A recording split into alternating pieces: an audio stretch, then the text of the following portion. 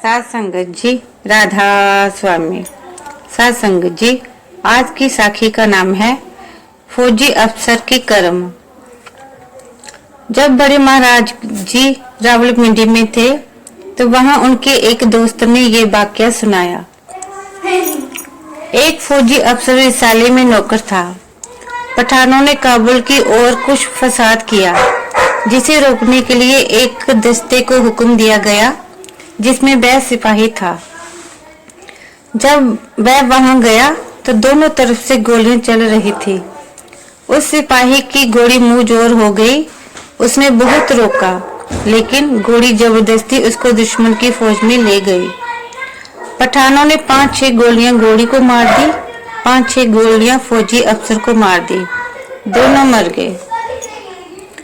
फौज का यही नियम था कि फौजी दस्ते के राशन का ठेका बनिए के पास होता था। उस अफसर के कोई बाल बच्चा नहीं था। उसके जो नकद पैसे थे वह बनिए के पास अमानत रखे थे। जब उसकी मौत हुई, सरकार उसके वारिसों को सूचना दे दी। उन्होंने आकर उनकी तनख्वाह और सामान वगैरह ले लिया। वे उनका सारा हिसाब खत्म करके ले गए, लेकिन जो 2000 रुपये बनिए के पास जमा थे, वारिसों को उसका पता नहीं था। बनिए ने उसको अपने हिसाब में शामिल कर लिया। एक निश्चित समय के बाद बनिए के ठेके बदल दिए जाते थे। जब उस बनिए का समय खत्म हो गया तो वह घर आ गया और दुकान खोल ली। उसके लगभग 20 साल बाद महाराज जी का वह मित्र हरिद्वार गया। उसके साथ कुछ और दोस्त भी थे। वापस आते समय सहारनपुर में उनकी उस बनिए से मुलाकात हुई। बनिए ने उसे पहचान लिया, क्योंकि रावलपिंडी में उससे माल खरीदने के कारण काफी पहचान हो गई थी।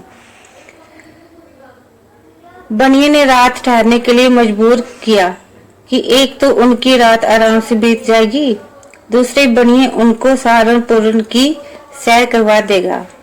वे वहां ठहर गए। रात को बनिए ने बहुत शानदार खाना बनवाया और परोसकर उनके आगे रख दिया। जब वह खाना खाने लगे तो नजदीक ही एक औरत की रोने चिल्लाने की आवाज आई। उन्होंने बनिए से पूछा कि कौन औरत रो रही है। बनिए ने कहा, आप खाना खाओ, आपको इससे क्या गरज। उन्होंने कहा, पहले हमें बताओ, खाना फिर खाएंगे। मजबूरन बनिए को बताना पड़ा। उसने बताया, ये मेरी विधवा पुत्र वधू है। कुछ दिन हुए मेरा लड़का मर गया, उसको याद करके रोती है। उन्होंने कहा, ओहो, तेरे लड़के की मौत हुई है और तू इतने तकल्लुफ का खाना खिला रहा है। कुछ बातचीत के बाद बनिए ने कहा कि सुनो, मैं आपको सारा वाकया पूरी तरह बताता हूँ। 20 साल हुए जब मैं रावलपिंडी से ठेका छोड़कर आया तो आकर शादी की। 2 साल बाद मेरे घर लड़का पैदा हुआ। उसे पाला पोसा, पढ़ाया लिखाया, उसकी शादी की। शादी के बाद वह बीमार हो गया। बड़े बड़े काबिल हकीम और डॉक्टर उसके इलाज के लिए बुलाए, लेकिन दिन प्रतिदिन उसकी हालत बिगड़ती गई। आखिरकार डॉक्टरों और वैद्यों की दवाइयों से निराश होकर एक मुल्ला को इलाज के लिए बुलाया। उसने इलाज किया। उस वक्त 2.5 रुपये मेरी जेब में थे। वह उसे दे दिए और कहा कि बाकी फिर दे दूंगा। इतने में लड़का हंस पड़ा। मुल्ला ने कहा, मैं इसको बिल्कुल ठीक कर दूंगा। मेरे एक बार इलाज करने से ही इसकी हालत बेहतर हो गई है। जब मुल्ला चला गया तो मैंने अपने लड़के से पूछा, बेटा, अब तुझे आराम हो गया है? लड़के ने जवाब दिया, हाँ, अब मुझे पक्का आराम हो गया है। तब मैंने पूछा, पक्का आराम क्या? लड़के ने कहा, 20 साल हुए मैं सेना की नौकरी के दौरान तुम्हारे पास 2000 रुपये छोड़कर फौजी हमले में मारा गया था। अब मैंने तुमसे सब रुपये वसूल कर लिए हैं। केवल 2.5 रुपये बाकी थे जो तुमने अभी दे दिए हैं। ये जो मेरी औरत है, ये वह गोरी है जो मुंह जोर होकर मुझे दुश्मन की फौज में ले गई थी।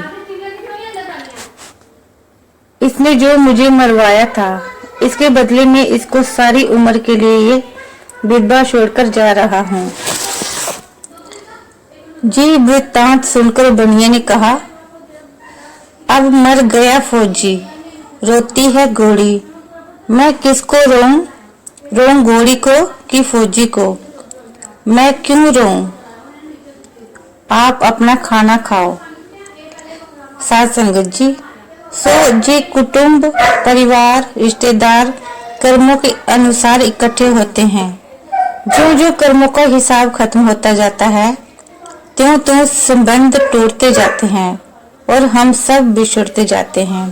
साथ संगत जी, ये थी मेरी आज की साखी। अगर आपको मेरी साखियाँ अच्छी लगती हैं तो आगे की साखी सुनने के लिए मेरे चैनल को सब्सक्राइब करना। राधा स्वामी।